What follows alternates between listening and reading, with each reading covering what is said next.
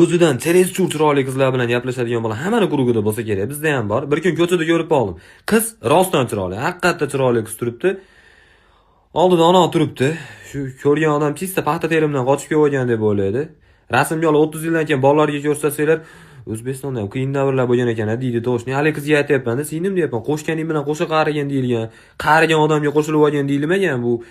Gulda hayotingizga bir pasalari qo'nsa nima bo'ladi? Bu bizni Gonkongimiz nima qilyapti bu yerda desam, bu aldashga usta edi, esdan chiqib qoldi. Biznesmenman, qo'limda 5-6 ta odam ishlagan, 5-6 ta odamga boshliq bo'lganman debdi. Shu sinfkomimiz 2 hafta suv ichsak yo'q bo'lganda sinfkom bo'lib qoluvdi. Ashini aytib shekilli chaman.